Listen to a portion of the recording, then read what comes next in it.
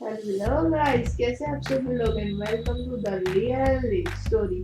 तो guys, the real story में आज हम आपको एक बहुत ज्यादा पुरानी कथा सुनाने वाले हैं कि अब कई सारे जानते हैं इसका क्या बताया गया है ये इस कहानी को। ये कहानी है शिव जी और चंद्रदेव की। क्यों है शिव जी के सिर पर चंद्रदेव विराजमान, ये भी वो हो सकता है हमारा क्या टॉपिक। लेकिन इससे ज्यादा अच्छा टॉपिक क्या है, चंद्रदेव की वजह से जिंदा है और शिव जी की वजह से जिंदा है चंद्रदेव। को थोड़ी बहुत मिस्टेक होती रहती है। शिव जी की वजह से जिंदा है चंद्रदेव। आप लोग सोचोगे यार ये कैसे हो सकता है कि अगर शिव जी नहीं है तो चंद्रदेव भी नहीं होंगे ना। तो ये कहानी है राजा दक्ष की, जो कि प्रजापति थी इस पूरी दुनिया के ब्रह्मपुत्र थे राजा दक्ष। राजा दक्ष की टोटल 84 पुत्री थी, कन्याएं 84 कन्याएं थी। तो चंद्रदेव का विवाह हुआ था उनकी 27 कन्याओं से। चंद्रदेव का विवाह हुआ था जिन्हें 27 नक्षत्र भी कहा जाता है। सुना हुआ 27 नक्षत्र। तो ये 27 कन्या है जिनसे विवाह हुआ था चंद्रदेव का। लेकिन चंद्रदेव को सिर्फ रोहिणी से प्रेम। इससे क्या हुआ, जो बाकी कन्याएं थी वे दुख में रहती थी, उनकी दुखी रहती थी बाकी कन्याएं। तो ये बात फिर जब राजा दक्ष को पता लगी तो राजा दक्ष ने चंद्रदेव को क्षय होने का श्राप दे दिया। राजा दक्ष ने चंद्रदेव को क्षय होने का श्राप दे दिया। क्षय यानी सड़ना, खराब होना और मुरझाना, ये सब होता है क्षय। ठीक है ना। राजा दक्ष ने जब क्षय होने का इन्हें क्या श्राप दे दिया, उसके बाद एक बहुत बड़ी समस्या खड़ी हो गई। फिर चंद्रदेव के जाने से धरती में हाहाकार मच गई, तहलका आ गया, ज्वालामुखी फटने लगी, अजीब अजीब चीजें होने लगी।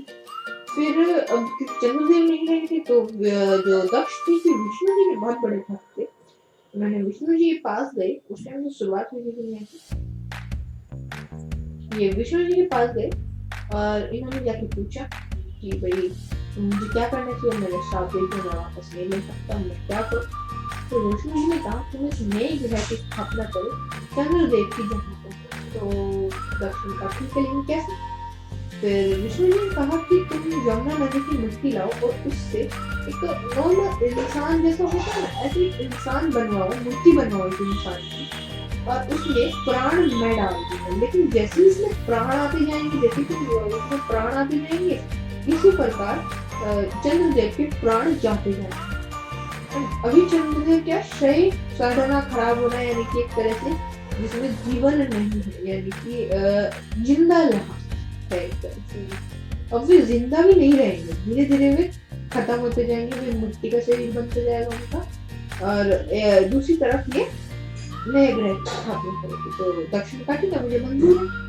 तो ऐसा हुआ। फिर वे यमुना नदी पे उन्होंने जाके वहां पर मूर्ति बनवाई और विष्णु जी की तपस्या करने लगे। तो धीरे धीरे धीरे धीरे क्या हुआ, वो मूर्ति जीवित होने लगी धीरे धीरे धीरे। ऐसे ही यहाँ चंद्रदेव धीरे धीरे मिट्टी का शरीर बनने लगा। तो जब ये बात हुई, वो वहां पर मूर्ति जीवित होने लगी। तो इतनी चीज हो गई। अब जब यहाँ पे हो गया, फिर देखो, अगर आपके साथ में ऐसा हुआ कि अचानक आसमान में से चांद गायब होके एक गुलाबी रंग का ग्रह है, आपको कितना अजीब लगेगा। ऐसे अगर चंद्रदेव चले गए तो लोगों को भी हद से ज्यादा अजीब लगेगा। बहुत सारी चीजें तो चंद्रदेव के बिना हो ही नहीं सकती। तो चंद्रदेव चले गए ऐसा होना नामुमकिन है। अगर ऐसा हुआ तो बहुत ज्यादा समस्या खड़ी हो जाएगी, क्योंकि भविष्य में भी कई ऐसी चीजें हैं जो चंद्रदेव के बिना नहीं हो सकती। तो ये बात दक्ष को नहीं पता थी। तो जब ऐसा हुआ तो बहुत सारे ऋषियों ने एक उपाय सोचा। महामृत्युंजय मंत्र ही सिर्फ चंद्रदेव को बचा सकता है। महामृत्युंजय मंत्र क्या है? भगवान शिव ने, जो भगवान शिव थे, उन्होंने ये मंत्र की स्थापना की थी। इस मंत्र को मतलब बोला तो किसी और ने था, लेकिन इस मंत्र को जिसका स्थान है महामृत्युंजय मंत्र से किसी की अकाल मृत्यु टाली जा सकती है।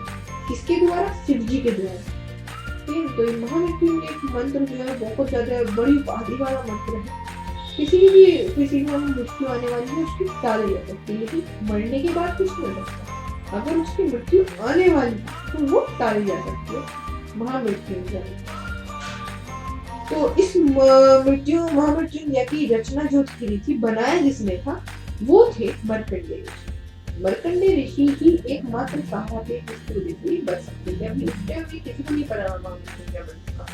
तो वे तो वहां पर ऋषियों को उन्होंने ये मंत्र दे दिया।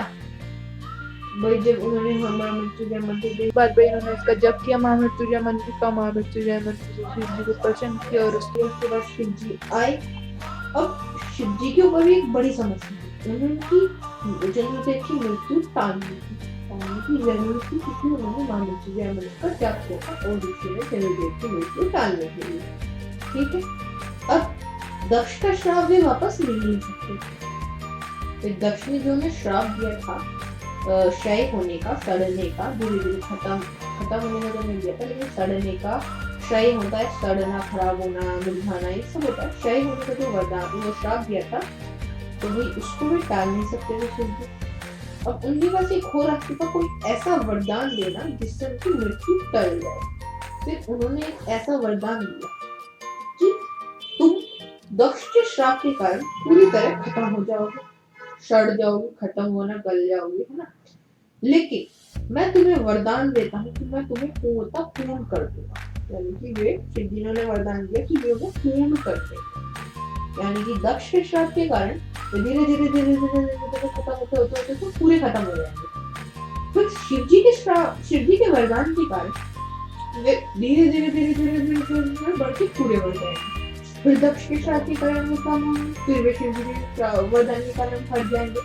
तो ऐसा तुम्हें अब कुछ याद आ रहा है? कुछ सर्कुलर में कुछ पढ़ा तुमने साइंस में, कुछ मैं साइंस में पढ़ा होगा।